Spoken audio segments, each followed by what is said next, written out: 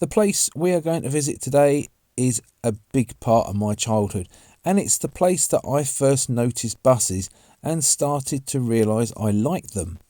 It is of course the old International Hoverport, which was home to Hoverloyd and then Hoverspeed's operations between England and France. It was opened in 1969 by the Duke of Edinburgh. The huge SRN4 hovercraft would whisk you and your car across the channel in just under half an hour. And I still maintain that the hovercraft is the best thing the British have ever invented. But it's just been so underutilised, it's unbelievable. But aside from the hovercraft, there was a lot more to the hoverport than you'd imagine. I used to live just over the road from the hoverport, and my dad used to bring me down to watch the hovercraft, and it was at this point I noticed the buses as well, much to his dismay, I think. We used to go up into the cafeteria and we would sit there and watch the buses go by. The cafeteria overlooked the bus stop area, and I noticed all sorts of things. You could see the upper deck seats on the open top buses, you could see that strange ribbed roofing on the Leyland Nationals. But I'll give you a quick tour of the hoverport first, and we'll talk about that later on.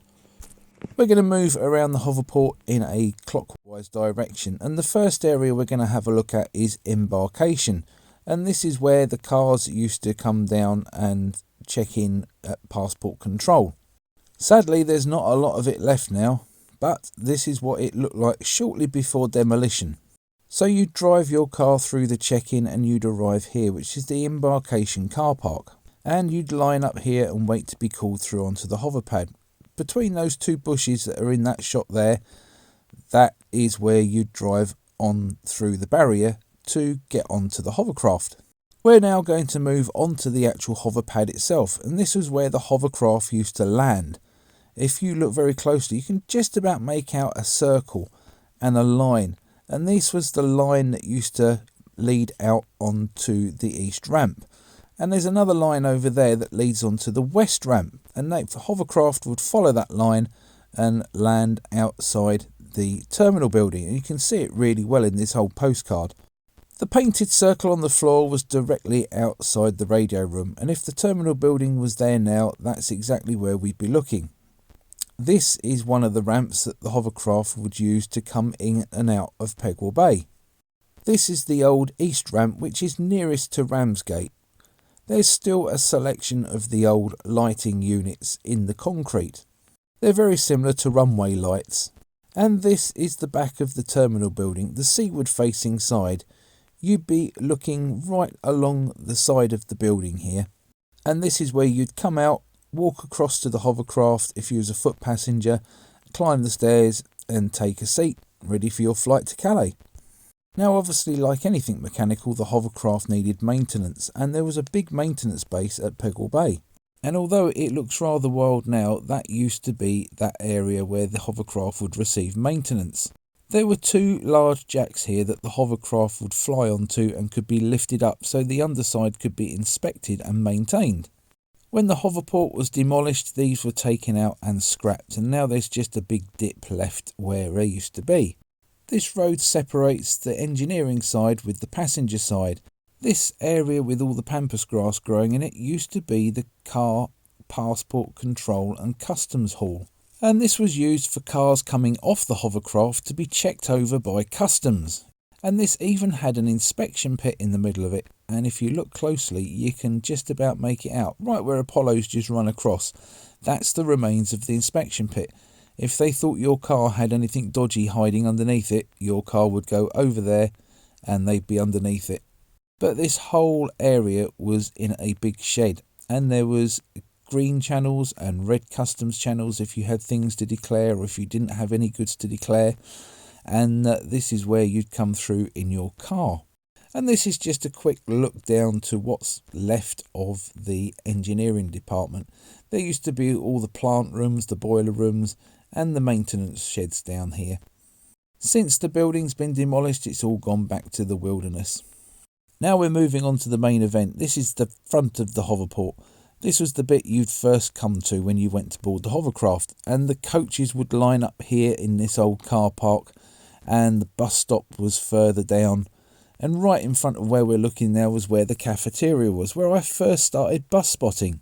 I have very happy memories of coming down here as well with my mum and my grandma, and we used to get on the old open top 69 route. The first time I remember it, I must have been about 4, and it was the old PFN full front AEC Regents. I remember sitting upstairs at the front on these, pretending to drive, holding onto the handrail as if it was the steering wheel. But they very quickly disappeared and were replaced by 2 Leyland Atlanteans and a Bristol VR that had been involved in a low bridge accident. I'm pleased to say that one of these Leyland Atlanteans survives today and is owned by a friend, and it's an absolutely beautiful vehicle, it really is. And the Bristol VR is the well-known Willowbrook-bodied open-top RVB 977S. Again, owned by a friend, and absolutely mint. It's a stunning vehicle. Now, I believe RVB 977S was driven under the low bridge at Chesfield and Swalcliffe between Whitstable and Herne Bay. And many, many years ago, when I worked at Stagecoach East Kent, I worked with the driver who actually took the bus under the low bridge. His name was Ryan, and he was a genuinely lovely guy. In fact, he actually used to drive me to school when I was a kid. And the story was that they asked him what bus he had, and he'd replied it was a Bristol VR, and they'd assumed it was a 13'8" Eastern Coachworks bodied one rather than a 14'7" Willowbrook bodied one. So he'd been told he could drive it under the bridge, and he'd never checked the height sign. Whoopsie. And this was how he managed to keep his job. But it did provide East Kent with their best open-top bus for many, many years. But it wasn't just the open-top bus services that went through the Hoverport. A few of the conventional local bus services had been diverted through the Hoverport when it opened. This provided me with a steady stream of poppy red Leyland Nationals and Bristol VRs, and I also remember a few of the old Daimler Fleetlines there as well. In fact, thinking about it, East Kent must have been pretty unique, having 2 hoverports and 2 ferry terminals in its operating area. There were also a large number of coaches at the Hoverport as well, and these included coaches that were on private hires as well as scheduled National Express coaches. For a while, East Kent even ran a coach in a Hoverloyd contract livery, but this coach and the service later passed to National Travel South East. I remember seeing rows and rows of Wallace Arnold coaches lined up in the coach park when I was a child at the Hoverport. But interestingly, another operator that used to vie for custom at the Hoverport was Eastern Ways Coaches of Ramsgate, who I later worked for. Now, here's a little interesting factoid. An Eastern Ways coach actually features in a Michael Caine film that was filmed at the Hoverport. It's called The Black Windmill and dates from 1974.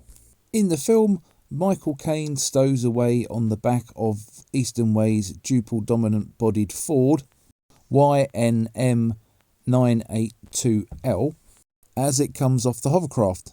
There's some cracking shots of the coach and the Hoverport as well, and apparently the coach was driven by Eric Easton, who at the time was the proprietor and the owner of Eastern Ways Coaches. And I have to finish that story with the words, and not a lot of people know that. Inside the terminal building there was a gift shop, and one of the first toy buses that I had bought for me came from this gift shop. It was bought by my dad, and it was a yellow Corgi open-top Routemaster bus, and it had Disneyland logos and the Disneyland characters all along the side. And for many years it was a key member of my model bus fleet. Now that's maybe something else I should do another video on, isn't it? Model buses that we used to have when we was a kids, before EFE came along. Anyway, I hope you enjoyed this slightly nostalgic look back at my early days of spotting buses. I'd love to hear about the first places that you went to when you started noticing buses and started noticing that you actually liked buses. Please share those memories with me in the comments section below.